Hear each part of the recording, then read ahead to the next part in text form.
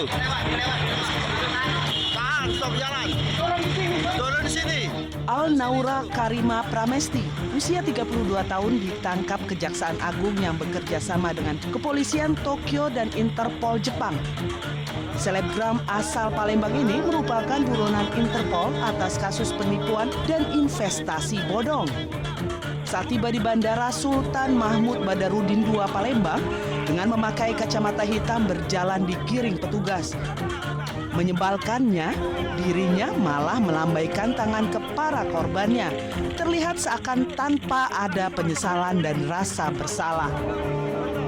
Sebelum berhasil ditangkap oleh Interpol, usai berpindah-pindah tempat dari satu negara ke negara lainnya, dirinya dibawa petugas dengan menggunakan mobil tahanan tiba di Kejaksaan Negeri Palembang.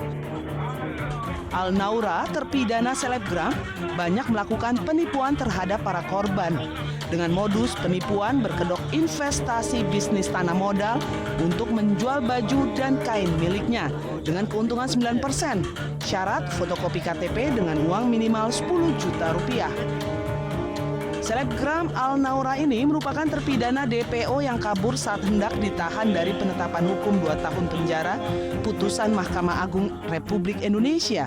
Upaya hukum tingkat kasasi jaksa yang sebelumnya Alnaura bebas dari vonis Pengadilan Negeri Palembang menang di tingkat upaya hukum banding Pengadilan Tinggi Sumatera Selatan. Terpidana Alnaura berhasil ditangkap Interpol atas kerjasama diplomatik antar negara. Terpidana ini selalu membikinkan konten ataupun TikTok. Nah, disitulah ada yang suka dan tidak suka. Sehingga dari korban merasa tadi, kenapa kok tidak ditangkap, Pak? Padahal orang ini aktif di TikTok. Ya, karena yuridiksinya di luar Indonesia, jadi ada prosedur yang harus kita lalui. Selanjutnya, terpidana selebgram Alnaura Karisma langsung dibawa petugas ke Lapas Perempuan Merdeka guna menjalani putusan hukumnya. Dari Palembang, Sumatera Selatan, Guntur iNews melaporkan.